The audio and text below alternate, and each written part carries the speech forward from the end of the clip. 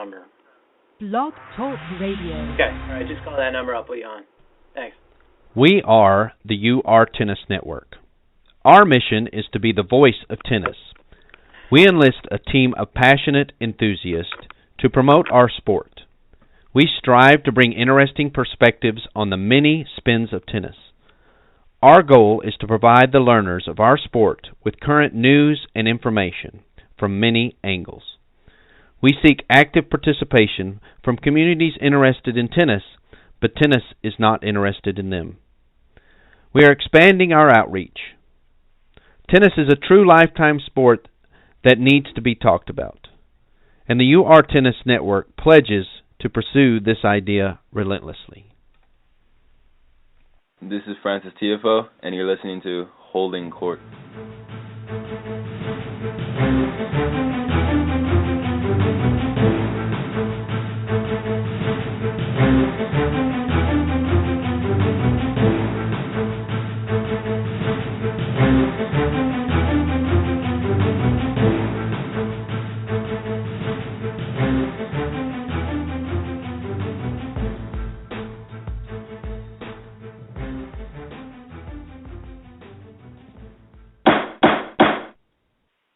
Court is in session. Welcome to another episode of Holding Court.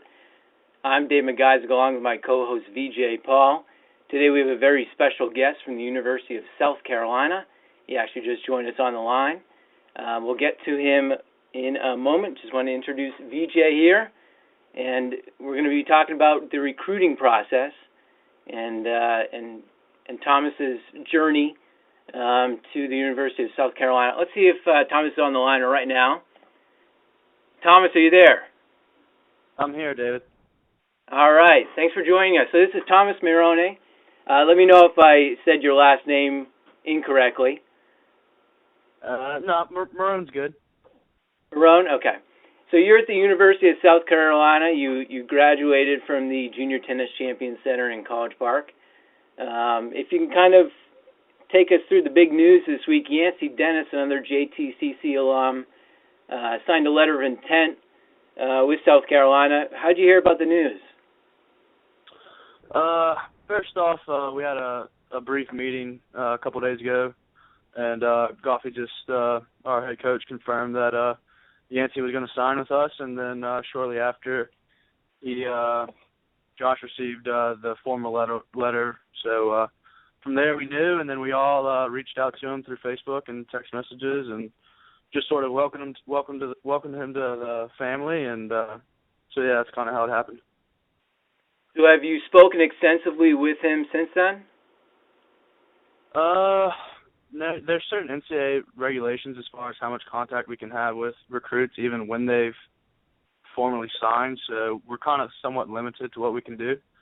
But everything we can do, we've done. We've reached out to him and just let him know how excited we are to have him come next fall, and that we're looking for us to do big things next year. So kind of take us through your recruiting process. Would you have done anything differently? Was it stressful? What was your take on the recruiting process? I know it can be stressful. For me personally, I didn't find it that way. I pretty much narrowed it down to 3 major schools, and those were the schools I decided to take my official visits to. And from there, I guess kind of that was the tough part, was to decide, which one I was going to go to out of the 3. And when I came on my official visit to South Carolina, and I sat down with Josh Goffey and Ryan Young and had the chance to hang out with the team for a little bit, I just kind of knew it felt right. And for me, it wasn't an easy decision, but it was one that I definitely knew where I was supposed to go, and South Carolina was definitely the best fit for me personally. Hey, Thomas, this is VJ here. Thanks for coming on. So you grew up in Louisiana, is that correct? Right, I did. So were you a LSU fan growing up? I was a very big LSU fan. I actually have two older brothers that go there now, and LSU was definitely one of my top 3, and it was really hard knowing that I could be so close to my family, and knowing that I have tons of friends and two older brothers that go there. It was really hard for me to not commit there, but yeah, definitely. I'm still a big LSU fan to this day and pull for them in sports as long as they're not playing South Carolina. So when you guys get to, are you playing in LSU in Baton Rouge this year, or is LSU traveling to South Carolina for tennis? Yeah, they're actually going to be traveling here this year. We switch on and off each year, and last year we went down to Baton Rouge, and this year they're coming up here. So. Gotcha. Is your family going to come in their full LSU gear and trash talk you? No. They wouldn't do that. Thank goodness. Do they wear, the Colquitt punters on the Chiefs and the Broncos? Their mom will wear a divided shirt. One half is Broncos, one half is Chiefs. Would your family consider doing that? One half LSU, one half South Carolina? No, not at all. They're definitely happy with my decision, and obviously it was tough for them. I've lived away from home for tennis for, I guess, most of my high school, and I know deep down it was definitely something that they wanted me to do, just to go to LSU, so I was really close, and it was kind of hard for them they let me make my decision, and I think it was a little tough on them knowing that, I'm going to be back in South Carolina, which is kind of plane ride away, so it's still pretty far away, but no, they support me 100%, and, if they ever did do anything like that, it'd be, I would just laugh, I would think it would be hilarious. So when you were going through the college recruitment process, trying to narrow down your selections, were you thinking by conference? I mean, obviously the SEC is very strong, but were you thinking specifically SEC? Were you thinking geographically, or were you kind of open to whoever talked to you? Yeah, that's a great question. Yeah, I guess early in the recruiting process, as a junior, you're pretty much just going to see what options you have.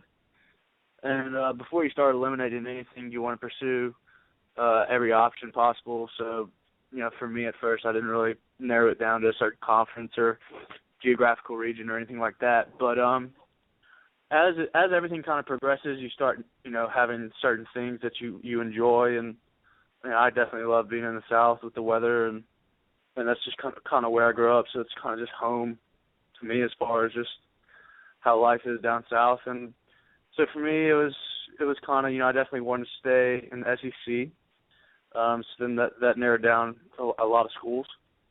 And then from there, you just pretty much follow what you're looking for in a school and coaches, and you just keep going from there. So how would you describe Coach Goffey's coaching style? That's another great question. Is he in your face? Is he more of a player's coach?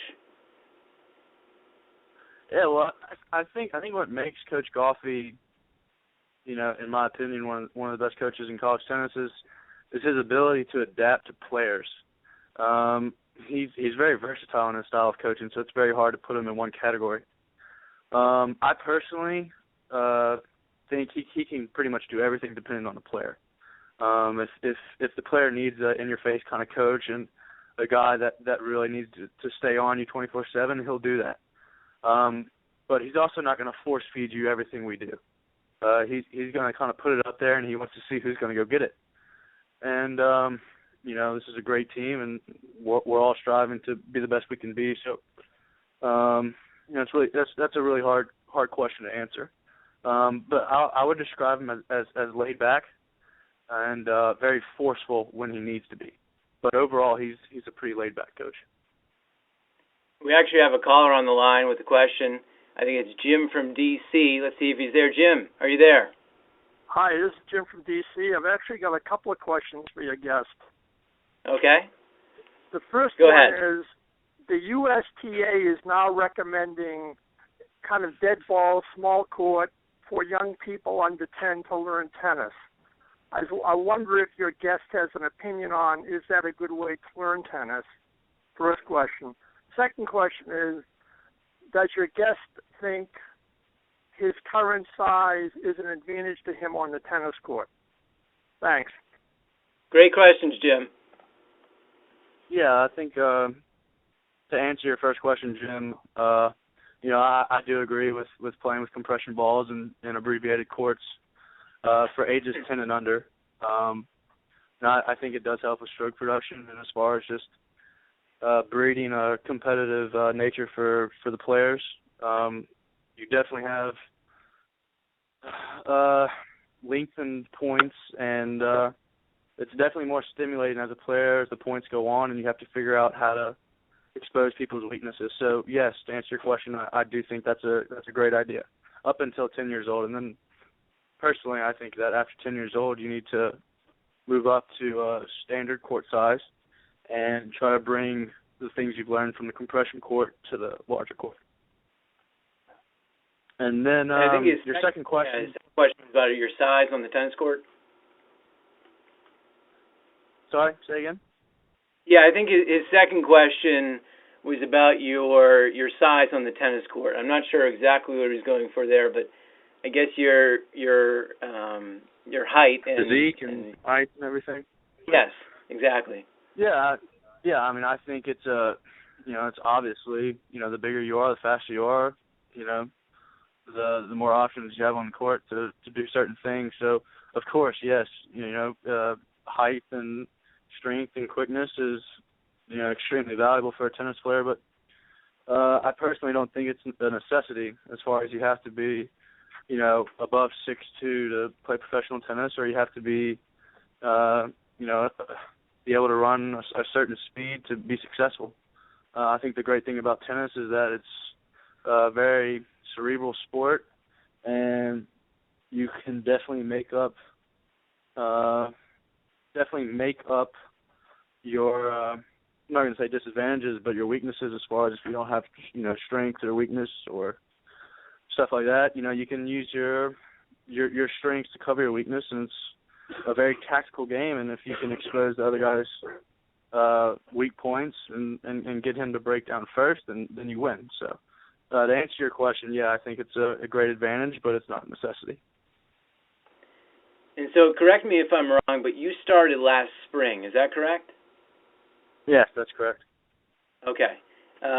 What's kind of your outlook on the season ahead? I think you start in January.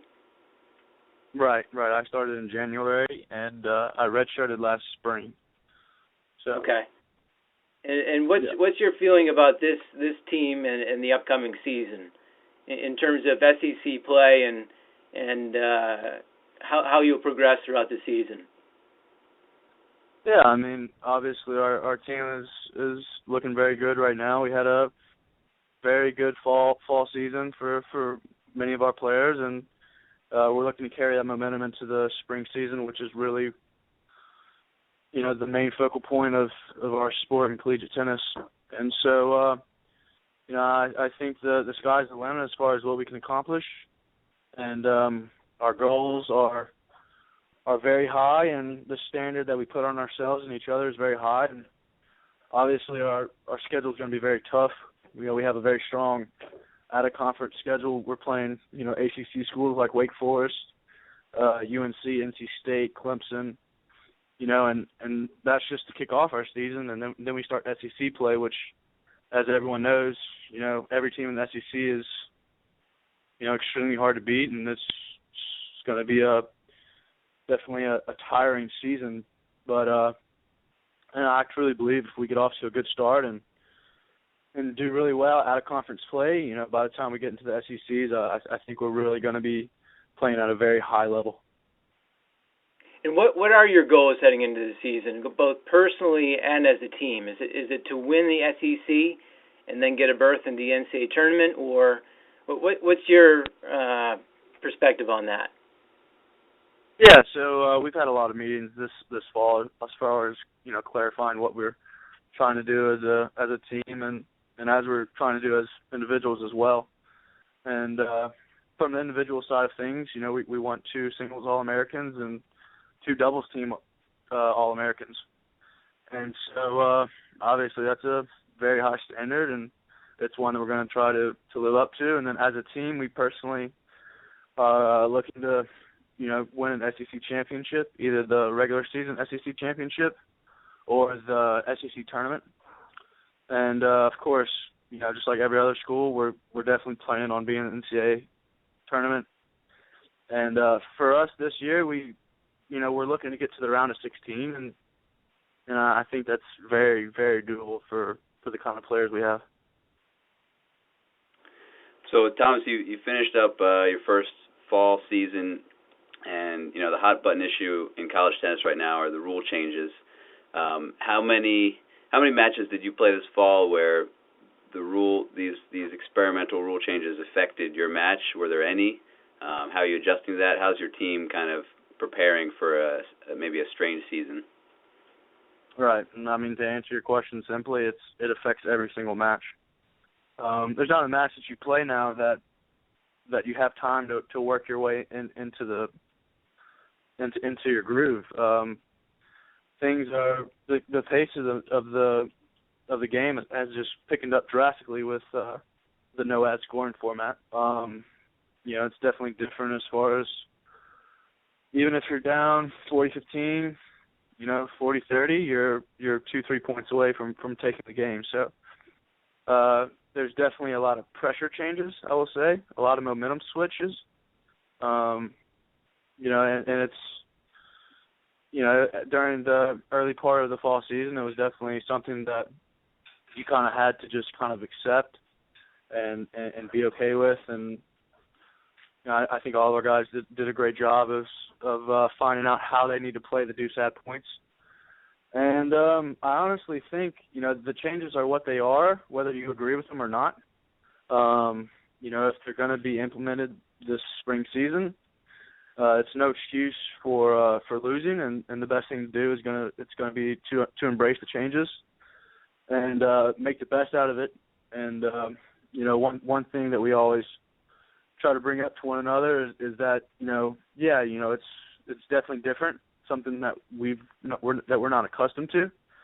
But our opponents have to deal with the same thing, and you can look at it as the no ad as a disadvantage, or you can look at it as a very positive thing. That's even if you're down 5-2 in a set, that there's a greater chance to break serve now. You need 4 points. That's all you need. There's right. No deuce ad where you need to win the best 2 out of 3. So, it's important to embrace it and make the most out of it. Yeah, I think that's well said. That's kind of the consensus we're getting from some of the other coaches and players. It's just a matter of you have to adapt. It's a big part of tennis, big part of every sport, but particular tennis, you got to try to adapt better than the other guys. So there's really no sense in fighting it or right. complaining about it now. You just got to deal with it and deal with it better than the other guy. Right. So it might be a bit down the road in the future, but do you have aspirations to continue on after college, pro aspirations, maybe try to play some futures and see how far you can go? Yeah, that's definitely an aspiration of mine, and that's been a dream of mine since I was very young. And one of the main reasons I chose South Carolina is the coaching staff with Josh Golfi and Ryan Young is they're committed to getting you to where you want to go, and I personally want to have aspirations to be a professional tennis player, and that's the standard that they hold me to. And definitely during the summers and the off season, I'll be traveling, playing futures, and I'm not alone. Most of the guys on the team, we all have that common goal. So it's our team. It's really great to be a part of because there's a lot of similar thoughts as far as playing tennis after college. Sorry. That's all right. Take your time. One last question here. I'm sure there's an adjustment phase from when you go from the junior circuit to collegiate competition. What has been that transition for you? And was it seamless, or did you have difficulty adjusting to a new game? A little bit of both. you definitely have to make changes to keep improving. And the higher level you play, the more you need to define your game and what you try to do to other people as far as what you do on court. And certain things need to change as far as just getting more physical and improving certain shots. But definitely for me, my serve is kind of something that I want to strive on to make better, and that's something that we're working on with the coaching staff here. Thomas, thanks for joining us today. We appreciate you taking the time out of your schedule, and we wish you the best of luck in the upcoming season. Thanks Thomas. so much. Okay. We'll catch Bye. you next time. Bye.